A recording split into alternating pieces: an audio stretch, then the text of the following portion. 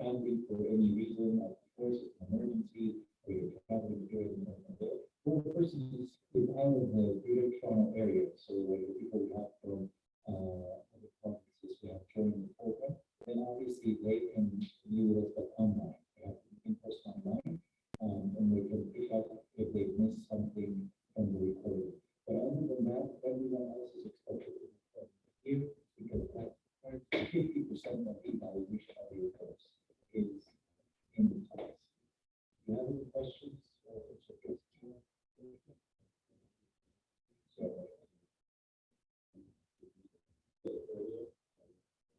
yeah, I mean, I expect that you're trying to do everything possible to make sure your parents pass you.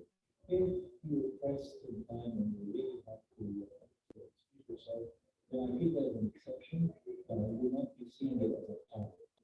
Okay? We have to hold the standard somewhere, and this is part of it. And we're for us to make sure you actually get the material and you get to discuss it here. The same program is offered completely online in Australia, but have this component, and this component is very useful. It's very, very important. We discuss things that are not necessarily in other concerns or questions that I can answer this. Yeah, we kind of it's so if there is a legitimate reason why you cannot attend, then you have to message item, and we will keep it record. So you cannot skip, and I send it in the WhatsApp. So from now to the end of the program, there are only 20 sessions left. So you count them, there are 20 sessions left. And I think I said you cannot miss more than 4. So those are not vacation days. So don't use them up, but they're there in case there is an emergency or there is like an exam or traveling or travel. Okay? Very good. We're Peter is starting his part on the second course. So between Petey and Peter, Petey still has one segment that she'll finish today, which is actually the evaluation. Hopefully, you're in attendance or you watch the videos because you need that in order to do the case study. So that should hopefully be okay. So hopefully you can stay because that's going to be your evaluation for that. And Peter is going to start, is it 2.5 times?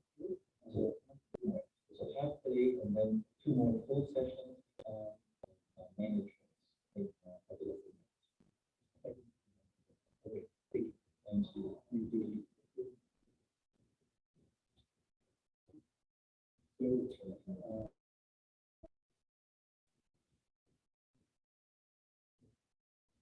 I share with you. Every year we participated in this. It goes without fail that the one session I'm always late to, for different reasons, is the one about time management. So God has a sense of humor the way I always is, and today my reason is like the most true. I was here just I had to talk to Abuja, and literally I'm always running into the first session about time management. We're going to do an exercise together. Okay? I want everyone to take one plug, close your eyes, and only open your eyes. Just wait till I get my time up. Open your eyes when you think a minute has passed. Great. Just give me one sec. Ready? Go ahead.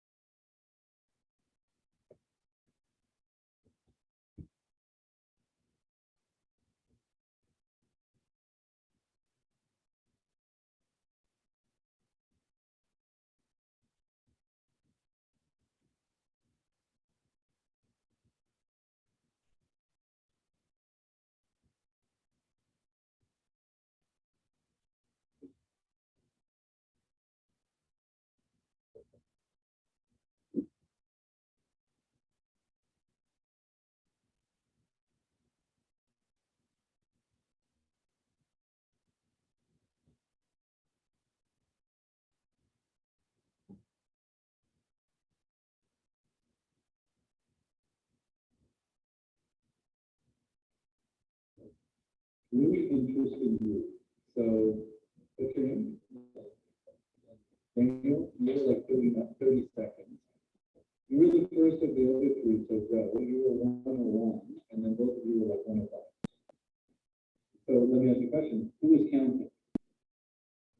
Oh, that's why. Okay. If you actually go through this, the irony about it is if you actually let yourself go into this, you will be shocked how many people react the game. Very short. It's either very short or very fast. Very rarely is it a minute. And that's why I know you because you're Catholic, because it was like pretty precise between the three of you. In that minute, it is your, what I find really interesting about this exercise, if you don't catch, and I encourage you to do that when you get home, is realize how fast or slow your mind is working, right?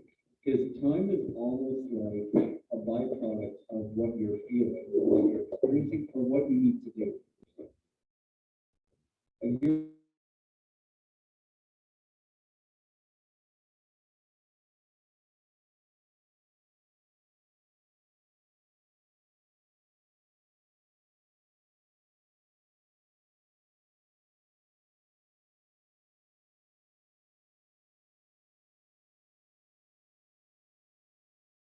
for us in the church to think of ministry and marriage. Like we don't ever really, but the interesting thing is Christ himself was very, you think about, I always think about the feeding of the 5,000.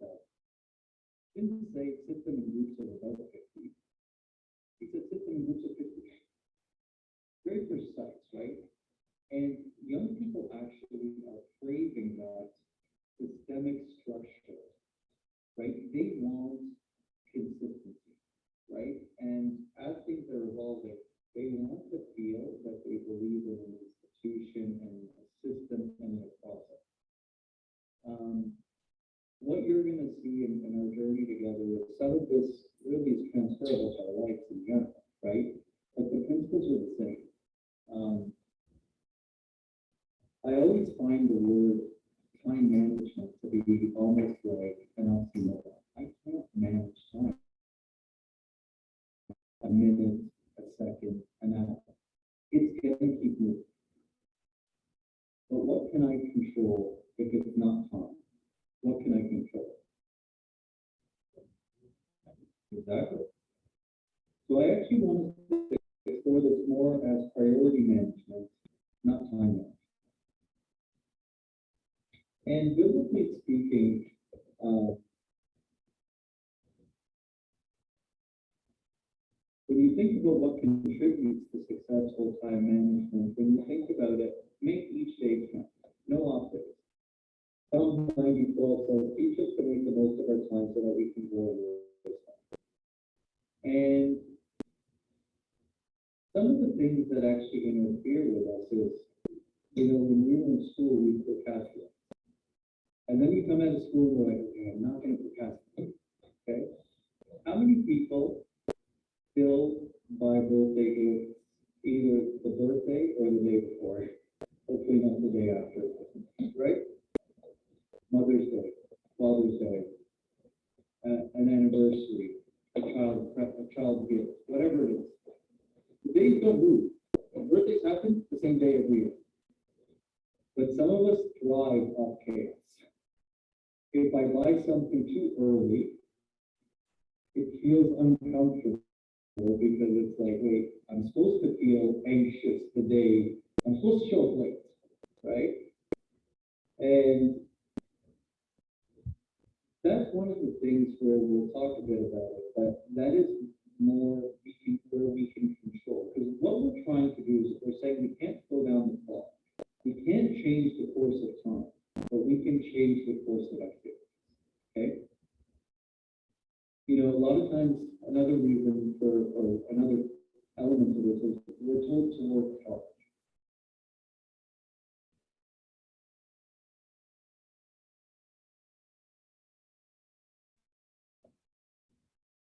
And this is actually one where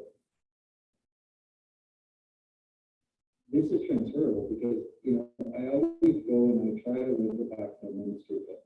I'm not tech savvy.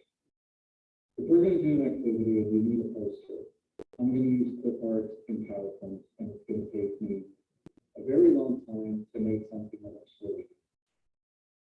Someone here might be gifted and can do it in 30 minutes.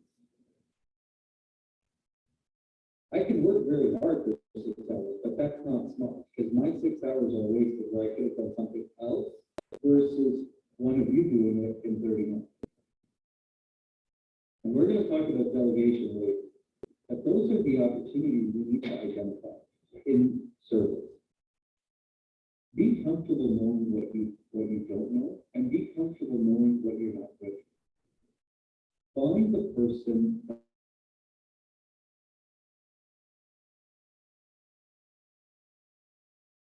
efficiency to create priorities. And then what else contributes to successful time management is being able to work well with others. In service, it's interesting, right? Because one of the things that we'll deal with a lot, and we'll talk about a lot, is collaboration and cooperation. Now you're going to say, we all love God, we're doing this for the name of the service. And what is the hardest organization to run in general in the world? What is the hardest thing to run? Not-for-profit, volunteer-based. Super hard. Why? What? So yes, you have absenteeism issues, but let's assume everyone shows up. The biggest problem is having a structure and a hierarchy of equals gets you nowhere, right? So people sometimes enter in power structures a lot more. There's less structures, or people will come to this environment having all the stresses of their life. Here is the one place where they can say and do whatever they want. Okay? So the most important thing is to always, always, always be guided by ensuring that we have an environment of respect and collaboration. It doesn't matter who gets credit, what matters is the task result. And those are the things in service that are going to help you to prioritize your time. And like I've been saying, how working well with others helps is it assists in maximizing resources, it assists in maximizing efficiency, and ultimately it creates, it avoids burnout. Because what ends up happening in service, sometimes people say yes and think later, but they say yes to everything.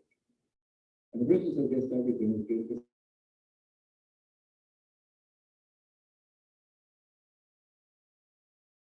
We create this, and how do we foster an environment where we are encouraging each other to share and to sort of piggyback or benefit off of each other's abilities?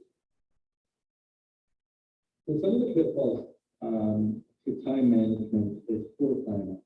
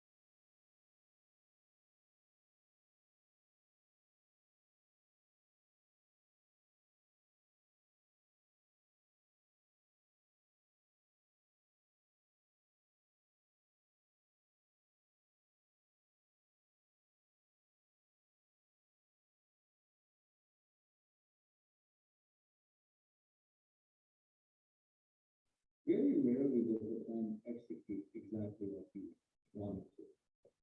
You're gonna have an outdoor activity for the youth. Of course, it's gonna be a rainy day, right? It always is. That's how it works, right? But you've already thought about that. Because you're like, we're gonna go outdoors. If you go through a private process, you're gonna like, if it rains, this is what we're gonna do. Here's our kit. But if you just wing it and show up today and you're like, okay, let's put some food over here and let's do this. Oh, it's raining.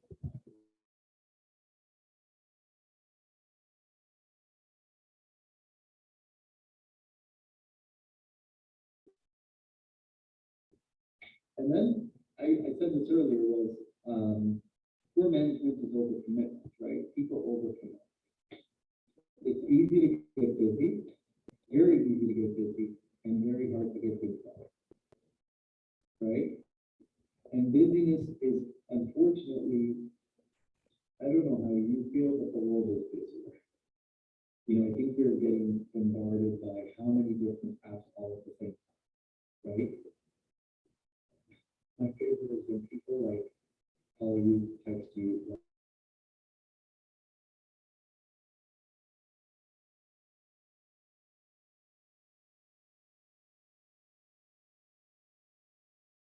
chasing you, you're not giving the person a chance. That one path now has 4 touch points. You have to deal with those. You still have to mark those things on red. That's time, right?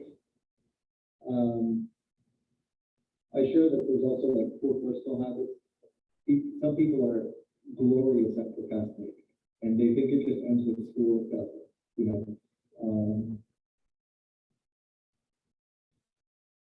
It kind of doesn't matter, but some people need to, the movies, Christmas movies, it's like 20 Christmas movies time right now. And there's always like the one person who's doing the Christmas shopping on the 24th as the mall's closing at 3 p.m. and they have to go to the grocery store and get like,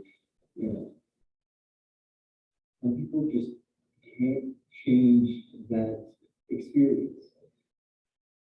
But if they change it, it takes so much self-teaching because you're like, oh my gosh, this is like, it makes it angst-inducing, right? It's like, but I don't have the stress. So you're stressed because you're not stressed. And you have to fight through that, right? I share with you also fail to keep it to do. I'm like as boring as I can because I've been sharing this with a lot of people recently. Everyone, people have heard me discuss some of these points, and they're like, what's your number one tip for priority management? And I always say pen and paper. Get off your phone. Because when I go to write something on my phone, a notification comes, what happens? I go to the notification. I may not write the thing I need to do, right? Or it's like, okay, let me just check the score. You're pivoting between things. Boring plain to know about pen and paper. And you put things in order of priority, not just put things down. Our instinct is to do the things we want to do, not the things that need to get done. Okay? And I think also that it goes from that to what is your bigger plan? What is your 5 or 10-year goal? What are you looking for in life? Right? Living in the moment is very powerful, but spending time in the moment with a direction is even more powerful. I'm not saying that every day and every second has to be for the furtherance of a goal, but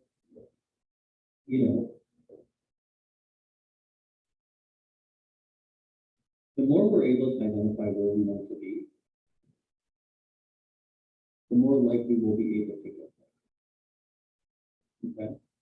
We have to break these vicious cycles. I say also here, failing to manage distraction. That's a huge pitfall. I think our cell phones are becoming more problematic. I think like how much time do you waste scrolling through TikTok and Instagram, right? Used to be Facebook and then Twitter and you're you're just like, this is like nonsense. And you'll be surprised how much time is just scrolling passively on something.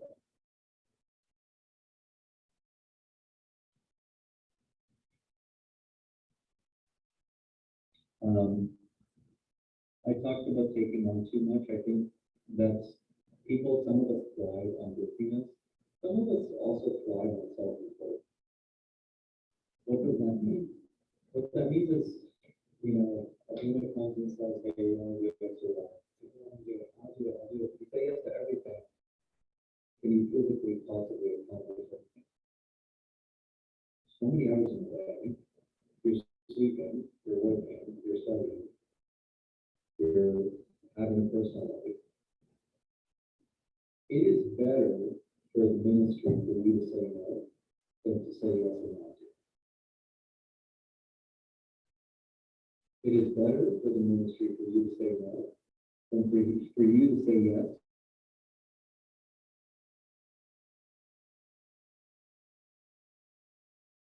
The first is assume the responsibility. We have to assume the responsibility not for the task, but for our time. Ephesians 5:16 and 15 says this, be very careful then how you live, not as unwise, but as wise, making the most of every opportunity because the days are evil. Take ownership of your time. Have a plan. Get into a routine in your day-to-day. The second is seek God's guidance, right? Asking God, saying, God, look, this task is hard. What do you want me to do? Ask God, is this ministry for me? Should I take this task on? Can I help with this? And these things are important for one reason, because sometimes we're volunteering with a youth or helping in a certain specific situation. And whatever good you're trying to accomplish can be really destructive to the young person if you're not aware. So what started off as you trying to help can actually do more damage because broken promises for people and growth. Plan your schedule. I think it's interesting because with COVID, when everyone was home, how did you guys cope with it? Like whether you were in school or how was it? How did you find it? Staying home. Did your days become nights and nights become days and every day became Wednesday? Yeah. Could have felt like, right? And, you know, like, I'm actually struggling coming out of COVID still till today. I really never know what day of the week is. Like, it's like, you go to work, it's Tuesday, and you're just like, oh, it's Thursday, you know, and it really threw off my calendar or like my mental calendar, not like it, you get the reminders, you look at the watch, whatever. But planning your schedule, don't let the task drive you, you drive the task and the time. And the reporters were wrong about this. You know, sometimes unfortunately spiritually, we always want to decouple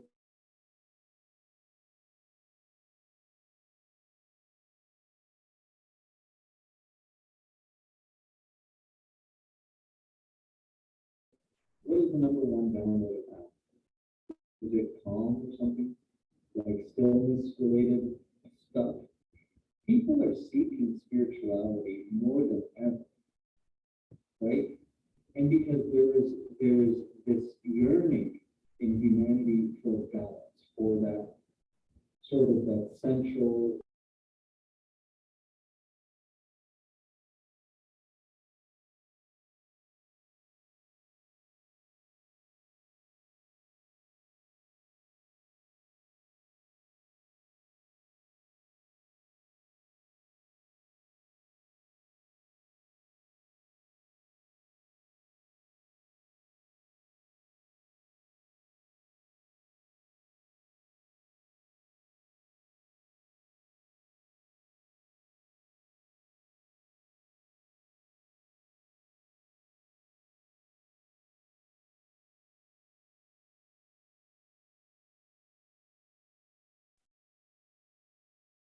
How much attention do you really give to what you're doing all the time?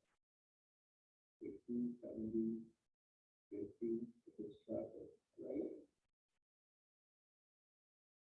It is better to spend 5, 7, 10 minutes in stillness without the world around you than be in the car and then be at the other. Now, I could be in the car with an audio book, I could be in the car listening to hymns, I could be in the car listening to sermons. But it's that moment of stillness to just pause. I also think that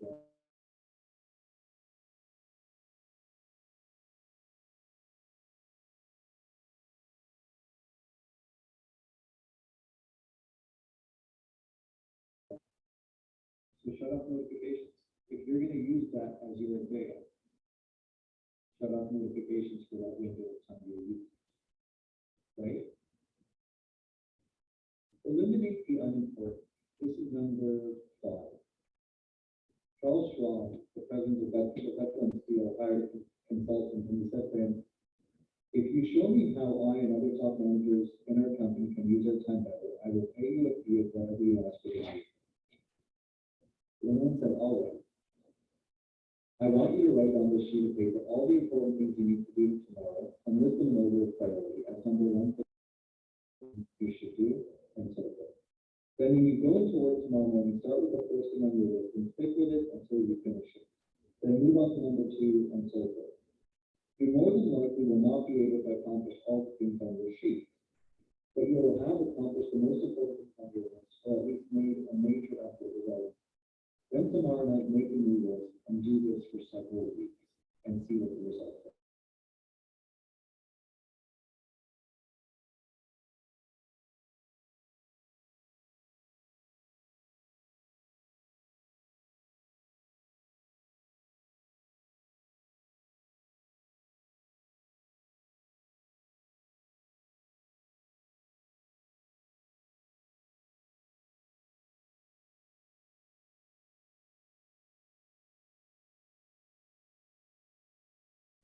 Review how your day is going. Evaluate your schedule. Evaluate and say, am I overcommitted? Am I overstretched? What do I need to come back to?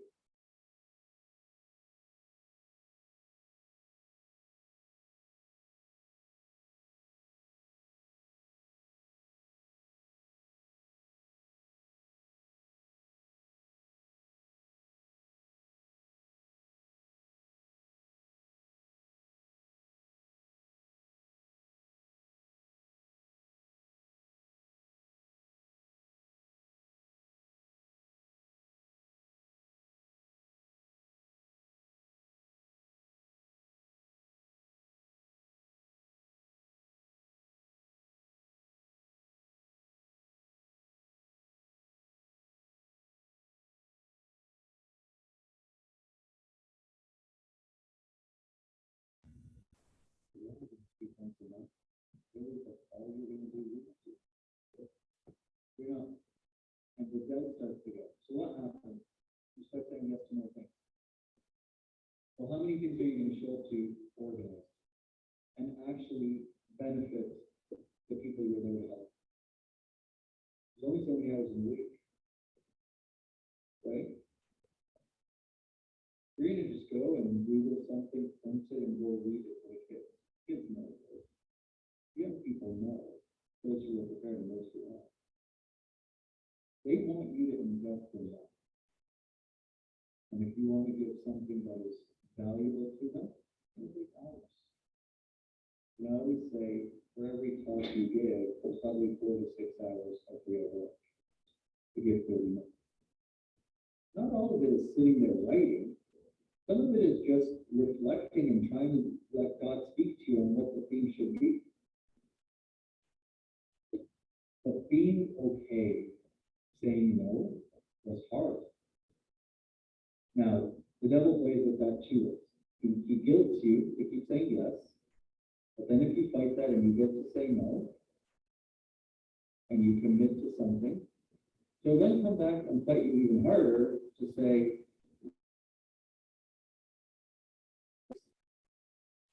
Why once every 6 weeks? Just wait, you're too busy right now. Slip you away from, and that's where the awareness, and that's where pen and paper, sitting, planning, discussing is so important.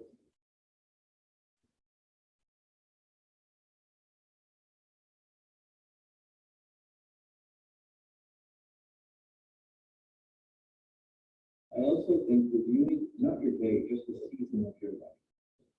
For example, Daniel said 8 weeks is in school for exams. Well, maybe he doesn't have summer school. Maybe he's free in the summer. Maybe the summer months is a great season for him to be always doing a lot of things. But the second school year starts, he has to pull back and adjust his time.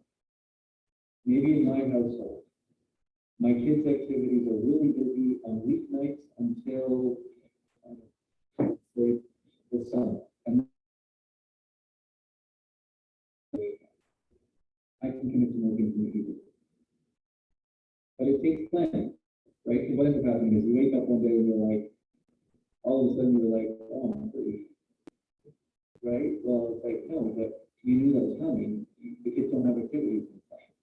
So it takes that sort of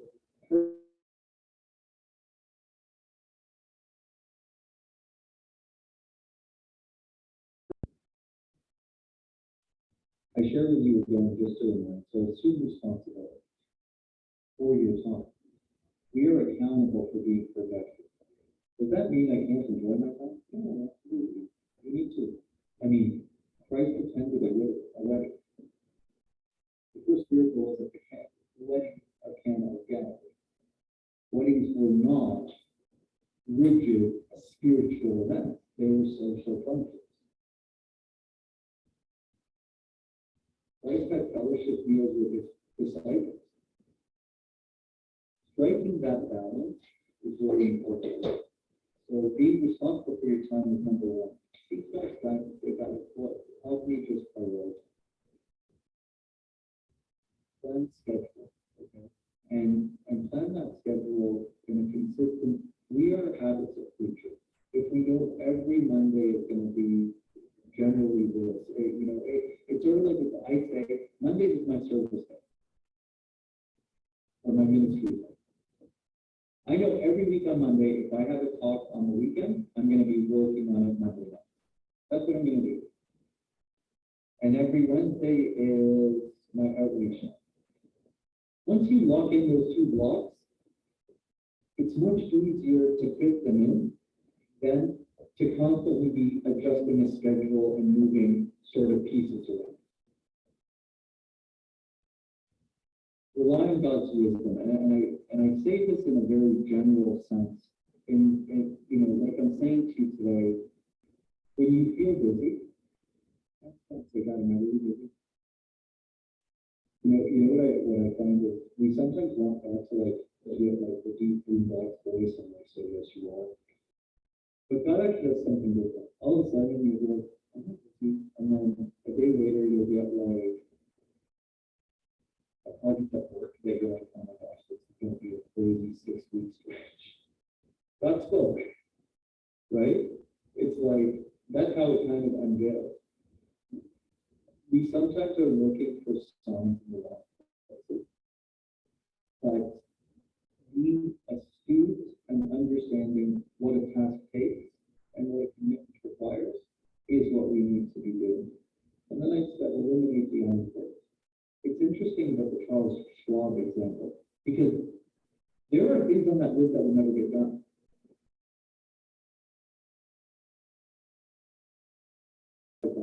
Based on importance, they would have gotten done. And some of the important things wouldn't have gotten done. I can't finish my whole list. I know I can't. So there are things that are just going to fall off the table and they're not going to get done, and that's okay. And then I conclude with that kind of review of that. What do you guys think?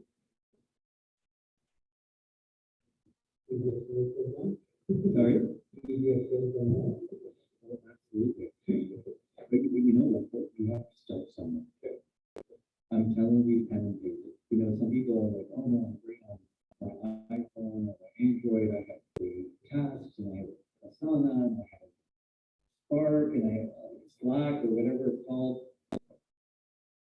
spends a full-time job just managing these platforms. Right? So you almost are chasing the platform, not chasing the task.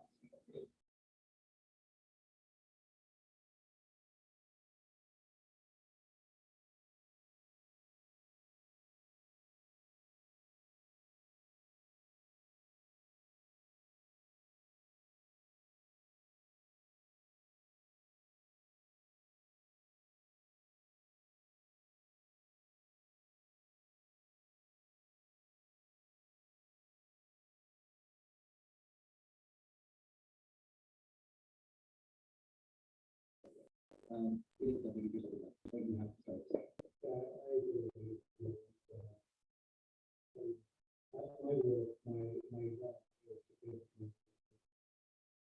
The long-term data, and I hate using like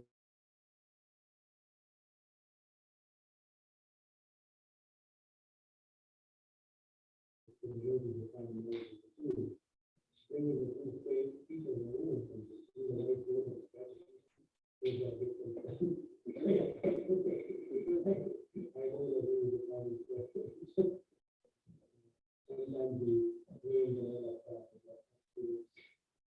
I agree with you. I do think.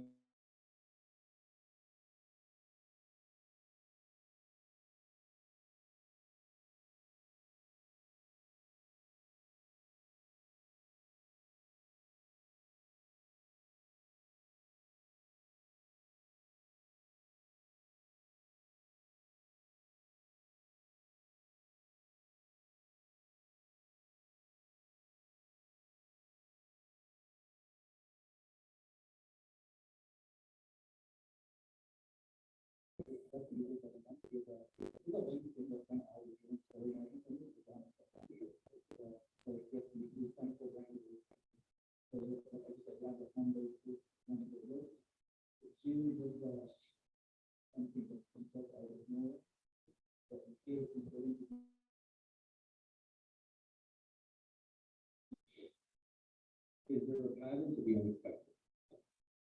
So what I'm trying to get to, is it really unexpected or did you not plan for it?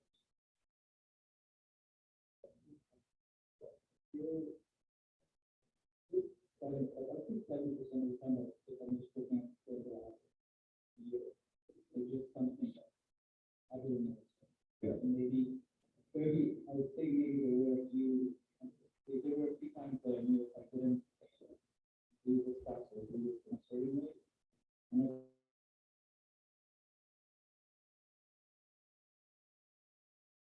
if that's happening to you regularly, then maybe you need to build in room in the week for the unexpected. If it's actually something that you are encountering that frequently, then you know it's not infrequent. Then it's not unexpected anymore. It's actually expected that you're going to have a surplus. So you need to have that 3, 4, whatever number of hours in your week to deal with.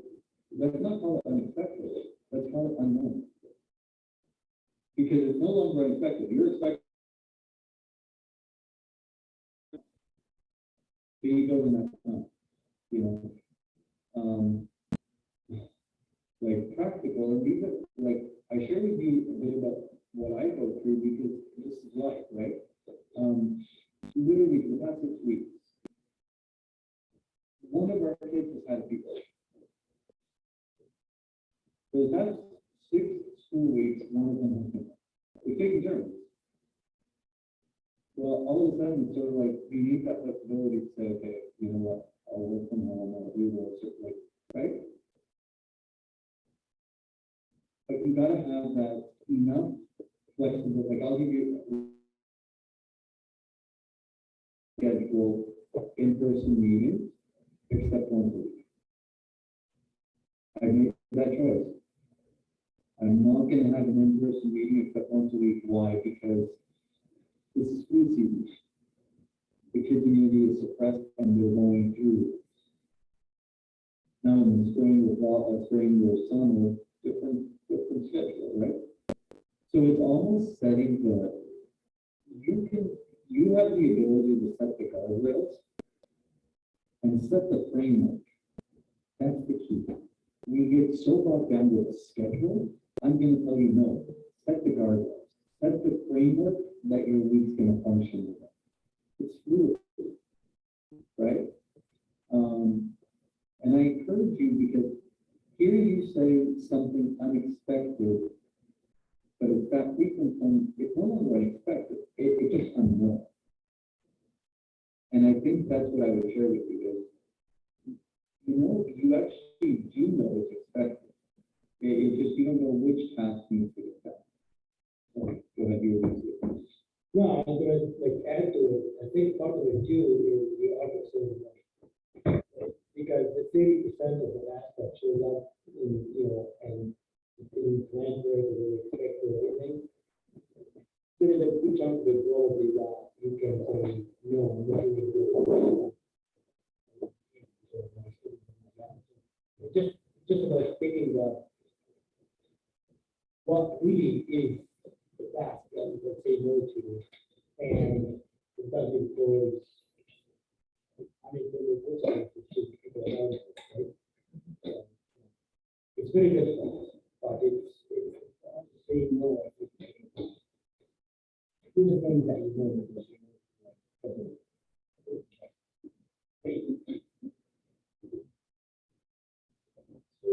Let's turn from time management to planning.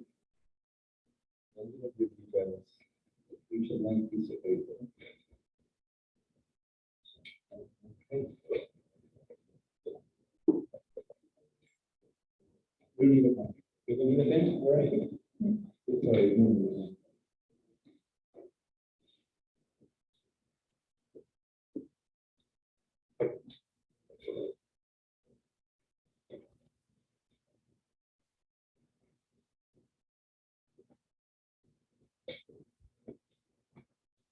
So I'm going to give you 2 minutes to take that piece of paper. And the objective around it is for you to come up with a freestanding structure that is as high as possible. Blank piece of paper, you need to stand it up and make it as tall as possible.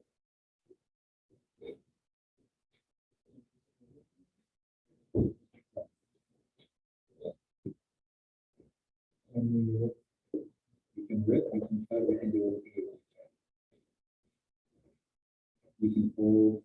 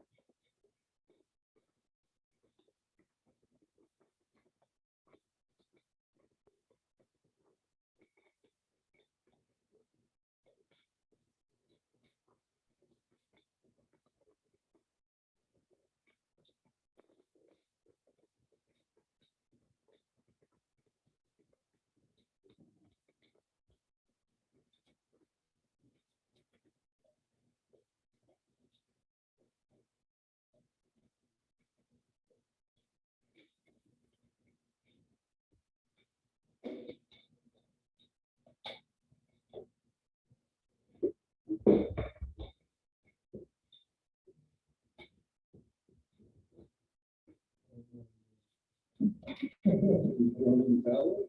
Are you on track to something?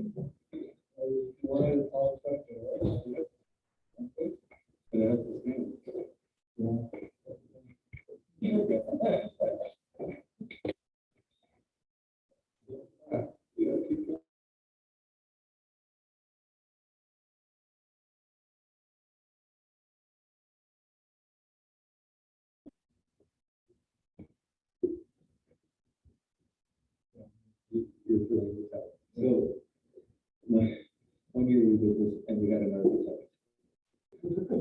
Go figure, right? So the guy literally sat in stillness, looking at the paper, and then they did like 3 cuts and paper.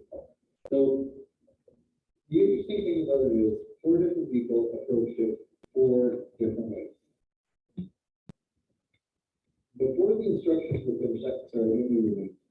Mina. Before the instructions were finished, Mina had already folded his paper. He was ready to go. Like he was. Lord?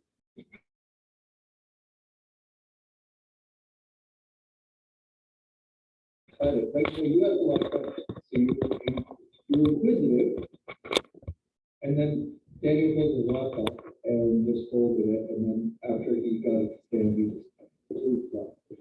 The whole point of this is this, right? Everyone approaches these.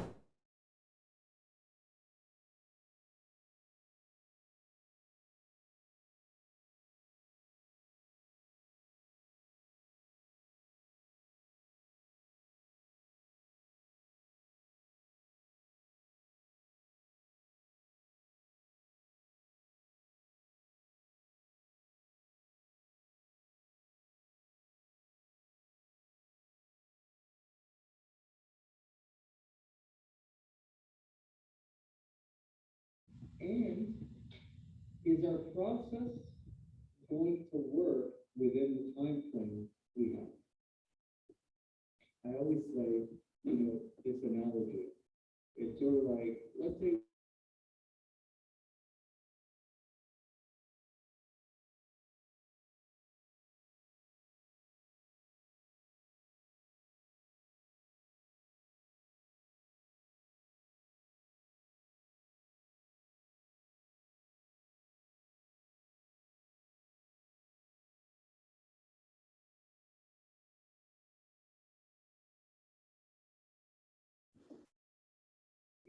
we make it, and then 30 minutes later, we're going in circles about what to others come.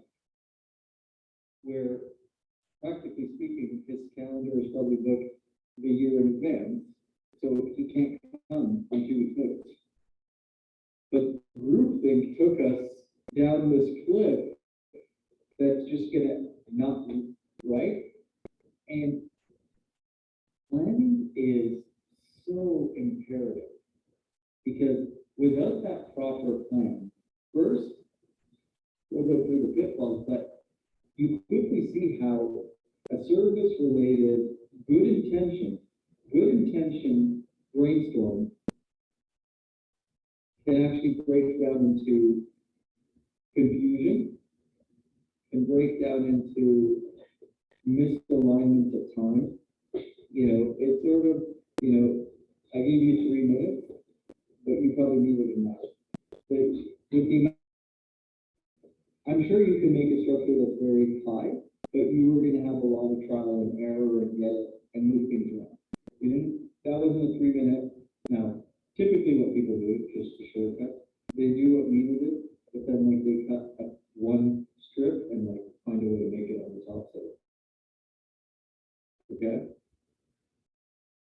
So I'm going to share with you some of the pitfalls of planning because planning is actually at the heart of what we try to do. We want to be a proactive ministry, not a reactive ministry.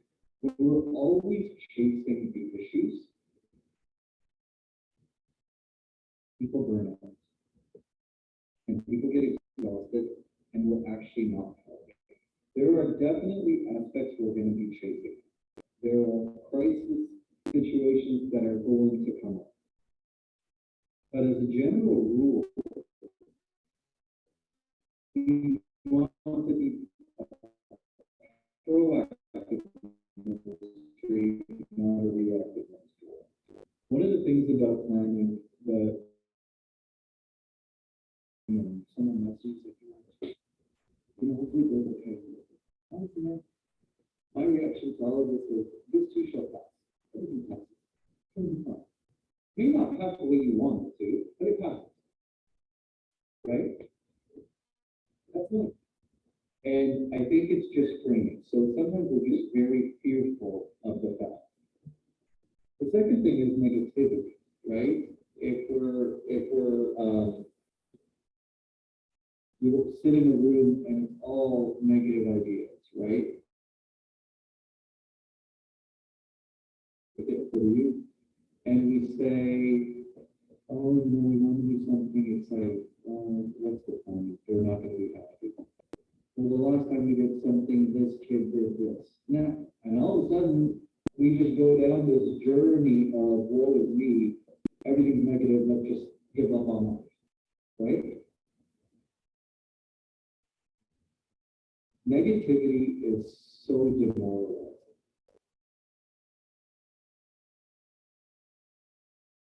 It's all just running and life. Pointless, right? It's very exhausting. And when you're exhausted, does it fuel creativity? Negativity breeds more negativity. Positivity breeds more. Like what you magnify, what you choose to magnify will be magnified. Positive or negative. People who project negativity, because there are some people who view their life.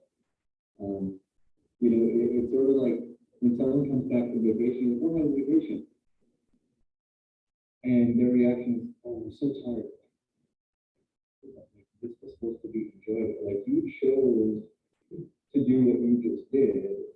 Instead of leading with, we had such a great time, but man, I'm so tired, I've been sleeping now. Because it was so great. That's fine. We'll take that. That's not negativity. That's just the body's explaining what the body's feeling. Very different than, oh, I'm so tired.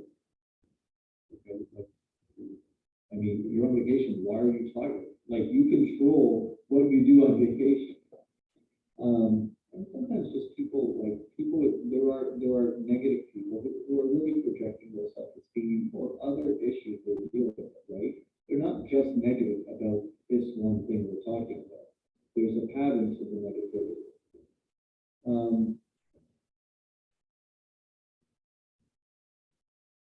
I think in ministry, what I would say about negativity is it is more a projection of the individual. It's more the person. Maybe it's the negative energy because they don't want to see the service go ahead. Or maybe it's negative energy because someone is bothered or hurt. We have to always strike a balance and understand. Because part of us, like being in ministry together, is we're also managing each other, right? Like we're trying to find a way to all create harmony.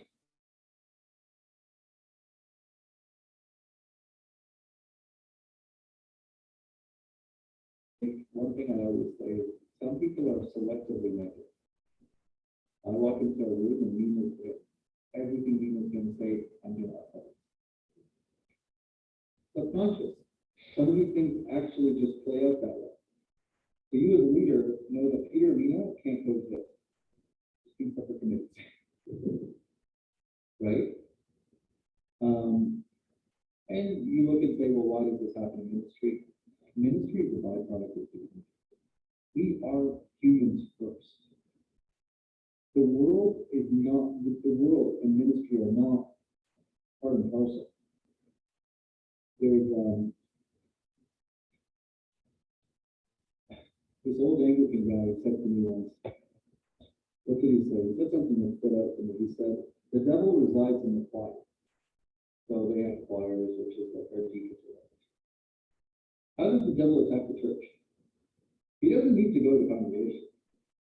He just needs to go to the leaders, the deacons, the clergy, the servants. You get discord there, it flows through. So the Anglican example, he just says the devil resides in the choir. Communication barriers, I think, when the leader comes into the room and hasn't done the work to crystallize what is the purpose that we're getting, what is the purpose of this meeting? How much time did you as a leader put in before you got to this meeting? If you didn't plan for this planning meeting, that's the problem.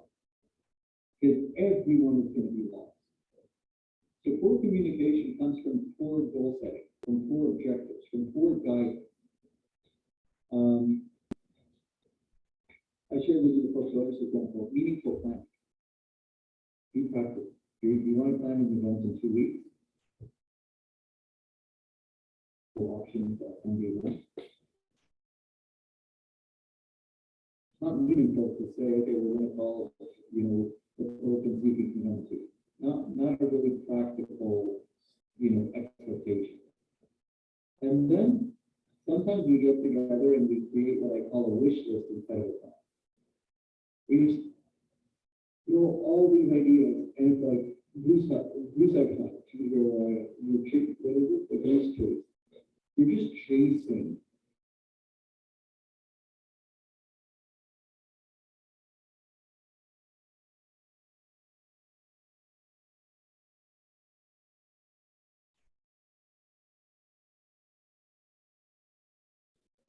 People want to understand. Why we, I was thinking of someone today, and I was like, I just need to feel it. Like, I need to understand what am I solving for? I'm an analytics person. I just, you can't give me emotional no. I want data driven, when people say, oh, they're not engaged. Okay, no problem. How are we measuring? When you say that sentence, on what basis are we evaluating?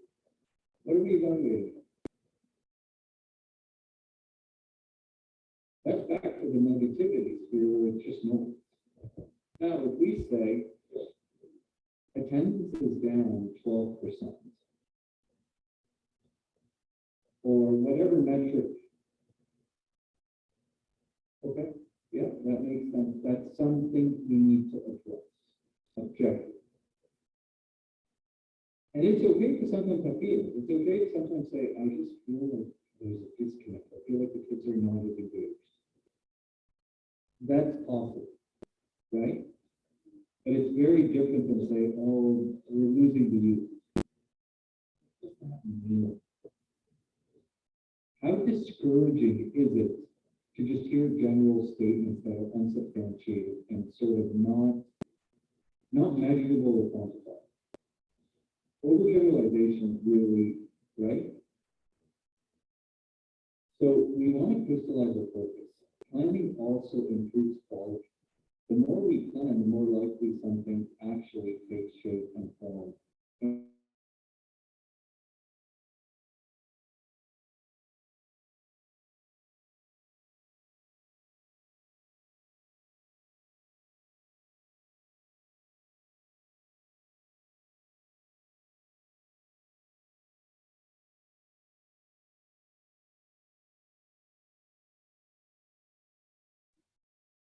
And planning creates focus. So Proverbs 15:16 says this, all who are prudent act with knowledge, but fools expose their fault. We want to act with knowledge. The more time we spend in planning, the more we can crystallize exactly what we're trying to accomplish. Goal setting is really important. We talked earlier about priority management and the example of me not being able to create a flyer.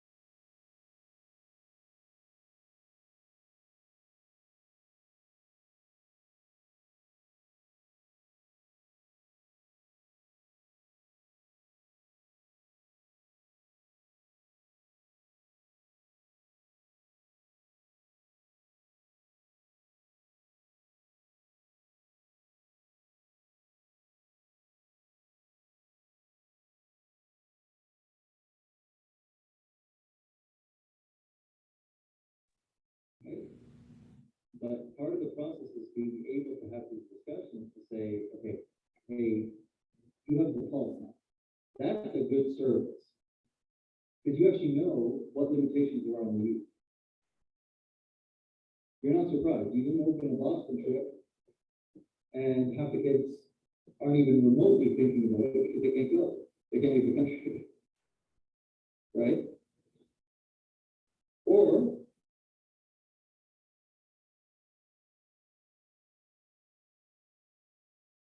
whether it's, a rainy day type thing. Define performance. In the planning process, evaluate yourself. Give yourself the goal setting to say, this is what a successful event is going to be measured on. If it is about quality, then don't make it about how many people come. If it is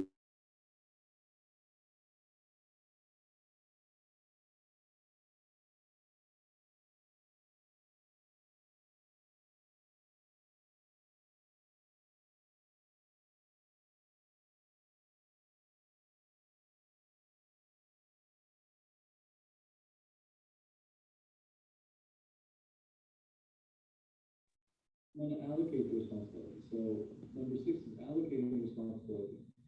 Not everything is going to get done by one person. So if you have a committee of 10 and one person is doing everything, the other 9 aren't going to show up. You don't need them. And you can't only poke these people only when you need them.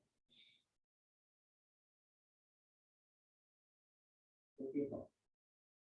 Don't hold the word. And if someone does a good job, give them credit. Don't say, Nina, can you prepare the flyer? Nina, send it to me. And I go send it to Nina, say, we prepare the flyer. Almost like trying to mislead everyone that it was me. Sorry, I'm being honest with you, but those are the things that, how's Nina going to feel? The same task I could have handled very differently. I could have said, Nina, can you send that stuff? Or I could have sent a group message saying, hey, Nina did a great job on the flyer. Is it okay to go ahead and release it? Nina will appreciate that and engage with me the next time. But if Nina sends the flyer and it goes into a black hole and he doesn't know what he needs, like, we don't feel that appreciation. Then number 7 is identifying the relationship between the parties. What is the connection? So the person who's planning the flyer should be working closer with the registration team. Right? Because you need the links, you need the data, you need whatever. Whereas the person who's planning the schedule should be coordinating with the people preparing the food or where we're ordering food because you need to make sure. So it's almost breaking up tasks by units, saying, like, it's almost like pre-event is going to be flyer registration promotion. Registration at event could be, organization of the hall and how you input people. Scheduling could be who's going to be the schedule, whatever it is, like whatever the division looks like.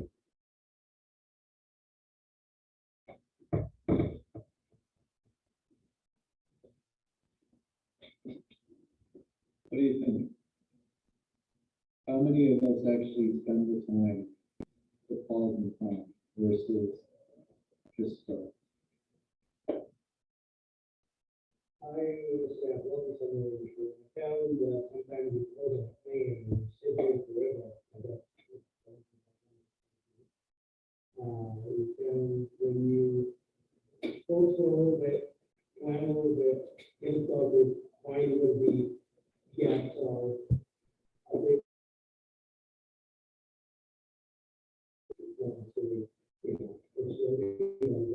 I come across a lot of scenarios where too much planning is kind of pretty much confident in And one of the things I recommended to counter that is to say, we're going to spend an hour on training. But see, this is me coming in with a plan for the plan. Yeah, true, yeah. Because I did the work, right? Because what ends up happening if you go to, I agree with you completely, analysis paralysis, what ends up happening is you have the first meeting, you leave with nothing accomplished. You're like, all you've met is your meeting to schedule the next meeting. And people will show up to two, they won't show up after that, right? So I hear you completely, I agree with that. And I think the good thing about it is there are ways that everything comes to, are you showing up organized or are you, if I come in and say, guys, by the end of today, our goal is A, B, C, and D, people will work towards that goal. But if it's just, and sometimes you know what it is, sometimes you do need those very open brainstorm sessions. There are things, guys, I'm gonna be honest with you, I don't have a plan for today. This is the problem we're solving for. I don't know where to begin. Today's just a brainstorm session. And that's okay. But when you tell someone that's what you're doing, it's very different than, okay, we're planning this event. And sometimes because you want to sort of give yourself the creative flexibility to be able to pause and reflect and say, okay,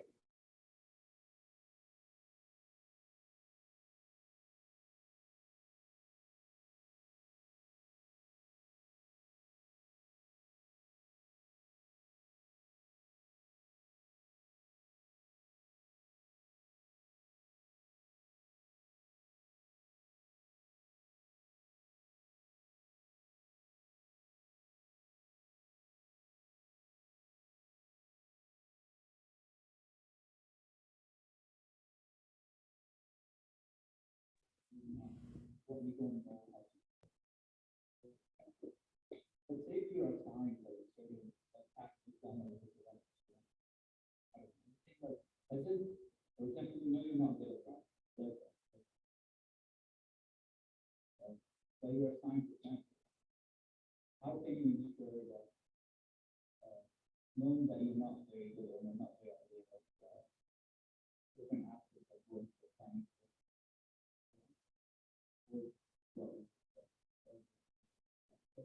I've seen this, like I've seen this situation. and we'll talk about that in delegation, because the delegator was wrong. The person who delegated was wrong. But you have the opportunity to correct course. You can actually speak up and say, I just want to let you know I've never done it. I'm happy to try. But is there someone that can work with me to guide me, or is there a checklist?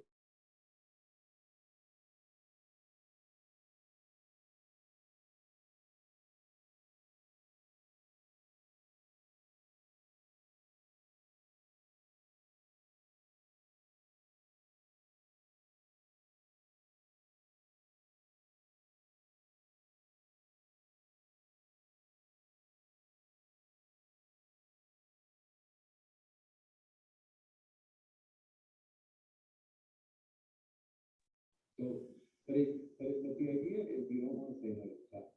You want to just say, hey, just want to let you know I've never done it. Happy to do it. Can someone guide me? See, there's still a willingness. You're not running away. There's a willingness.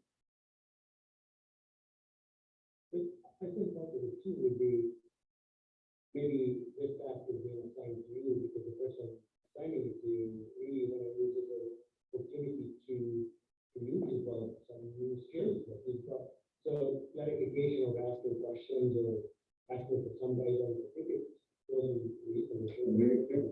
Yeah. I think the worst thing to do is to take the task and not at least engage. Because then the planning to how you're going to plan, you're going to be lost.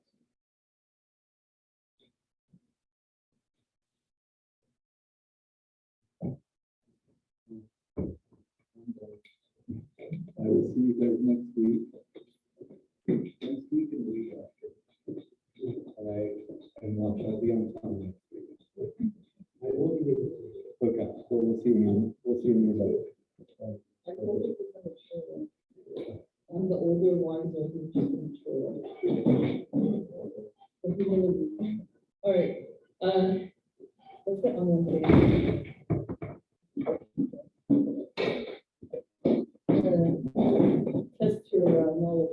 and you only have about 45 minutes. So today I have a Westerworthy, have the Santa Claus walkathon, I have the staff Christmas party upstairs, I know some of that stuff for you guys.